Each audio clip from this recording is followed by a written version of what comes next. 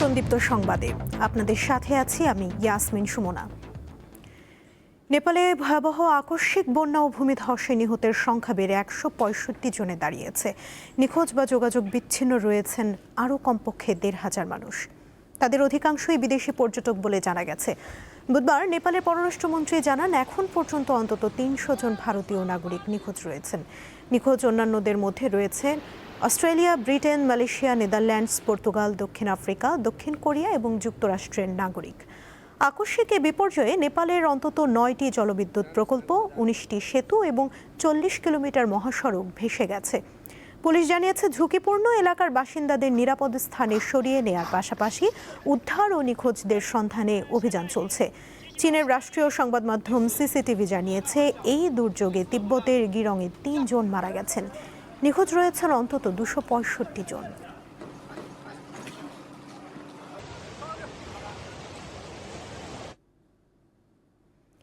ত্রয়োদশ জাতীয় সংসদের তৃতীয় অধিবেশন বসছে আজ। অধিবেশন শুরু বেলা 3টায়।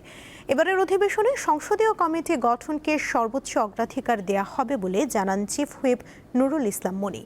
গণমাধ্যমকে দেওয়া সাক্ষাৎকারে তিনি বলেন, বিরোধী দলের পক্ষ থেকে সদস্যদের নাম পাওয়া মাত্রই সংশ্লিষ্ট সংসদীয় কমিটিগুলো চূড়ান্ত করা হবে। এবার 5, 7 অথবা 10 দিনের সংক্ষিপ্ত অধিবেশন হতে পারে, তবে প্রয়োজন হলে বাড়ানো হতে পারে মেয়াদ। তৃতীয় অধিবেশনে 6টি গুরুত্বপূর্ণ বিল উত্থাপিত হওয়ার কথা রয়েছে। এর মধ্যে সম্পত্তি হস্তান্তর, গুম এবং মানবাধিকার সুরক্ষা সংক্রান্ত বিল উল্লেখযোগ্য।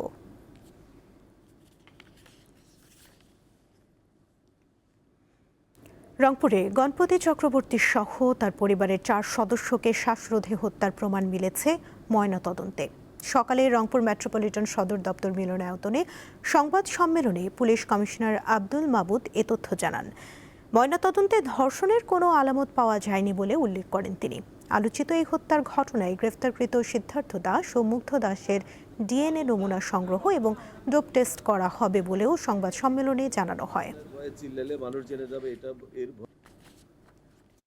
ময়নাতদন্তের যে রিপোর্ট এসেছে, সেই রিপোর্টে 4 জনকে শ্বাসরোধ করে হত্যার বিষয়টা ময়নাতদন্তে প্রমাণিত হয়েছে।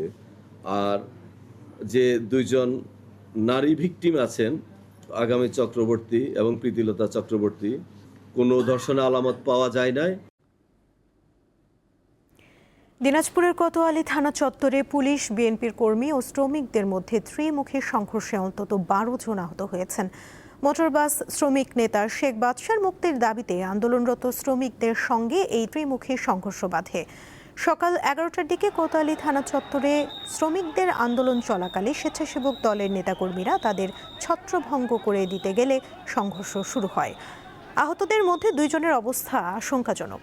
শ্রমিকরা এখনও কোতোয়ালি থানার চারপাশে বাস ট্রাক রেখে সড়ক অবরোধ করে অবস্থান নিয়েছেন। শেখ বাদশার গ্রেপ্তারের প্রতিবাদে দিনাজপুর ঢাকা রুটে বাস চলাচলও বন্ধ রয়েছে।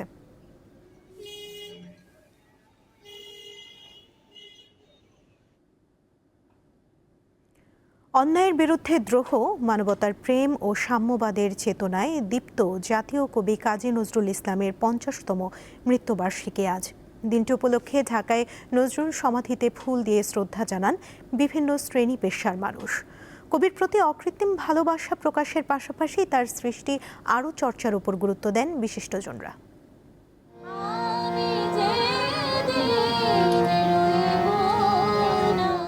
জাতীয় কবি কাজী নজরুল ইসলাম বাঙালির মানসপটে এক অবিচ্ছেদ্য নাম। সব্যসাচী এই সাহিত্যিকের সৃষ্টি প্রতি ক্ষণে যোগায় প্রেরণা। মানবতার কবি কাজী নজরুল ইসলামের 50তম প্রয়াণ দিবসে তার সমাধিতে ফুল দিয়ে শ্রদ্ধা জানিয়েছেন বিভিন্ন সামাজিক, রাজনৈতিক ও সাংস্কৃতিক সংগঠন এবং সাধারণ মানুষ। শ্রদ্ধা জানাতে আসা বিশিষ্টজনেরা বলেন, বর্তমান সময়ের নানা অস্থিরতা ও অসাম্প্রদায়িক বাংলাদেশ গড়ার লড়াইয়ে নজরুল চর্চা বাড়ানোর কোনো বিকল্প নেই। নজরুল ছিলেন অলওয়েজ এগেইনস্ট এস্টাবলিশমেন্ট, যে এস্টাবলিশমেন্ট মানুষে মানুষে বৈষম্য সৃষ্টি করে, তার অধিকার প্রতিষ্ঠায় বাধা সৃষ্টি করে, সেই এস্টাবলিশমেন্টের বিরুদ্ধে।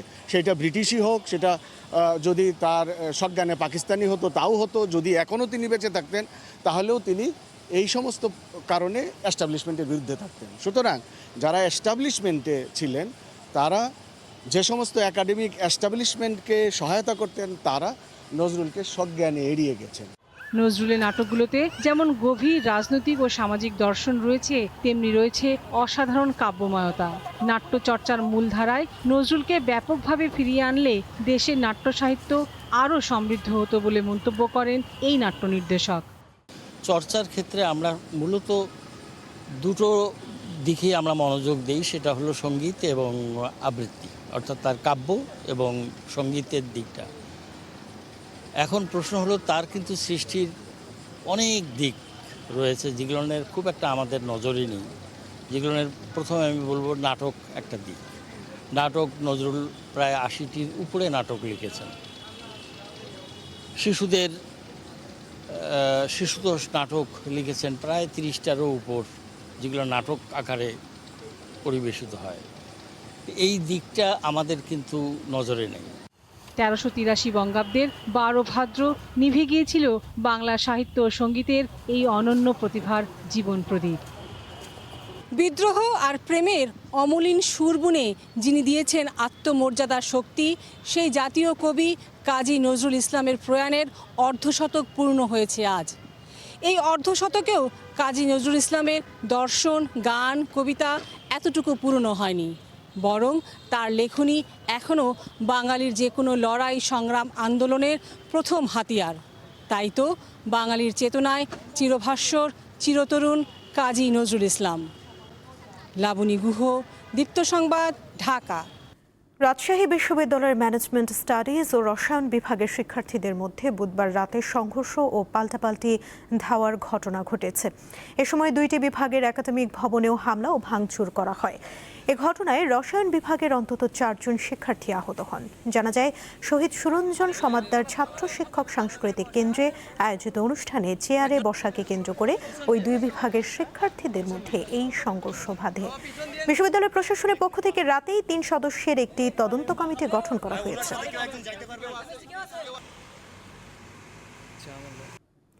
খেলার খবর।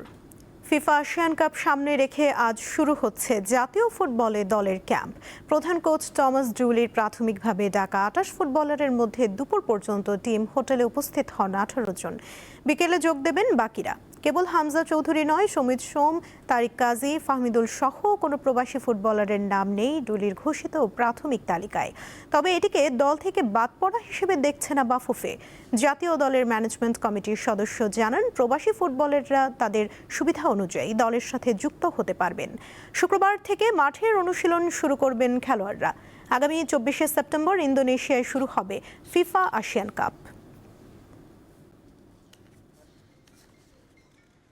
বসুন্ধরায় আমরা সবসময় প্র্যাকটিস করি এবং বসুন্ধরা আমাদেরকে সর্বাত্মকভাবে মাঠটা বা গ্রাউন্ড যেটাই যে সবসময় সহযোগিতা করে। আর প্র্যাকটিসের জন্য আমরা ওই মাঠটা করি কি, যদি বৃষ্টি হয় ওই মাঠে অনেক সময় আমরা দেখি যে অনেক পানি টানি থাকে না, যার কারণে আমাদেরকে চয়েসের মধ্যে ওটাকে রাখতেই হয়। মডার্ন কিন্তু ক্যাম্প শুরু করেনি আজকে। ওনাদের একটা প্ল্যানিংয়ে ওনাদের একটা ডেট করা ছিল, প্লেয়াররা আজকে এসে মিট করবে ওনাদের ওখানে ক্লাবে। তো ওই অনুযায়ী কিন্তু প্লেয়াররা ওখানে যাচ্ছে, ওখান থেকেই আমাদের এখানে আসবে।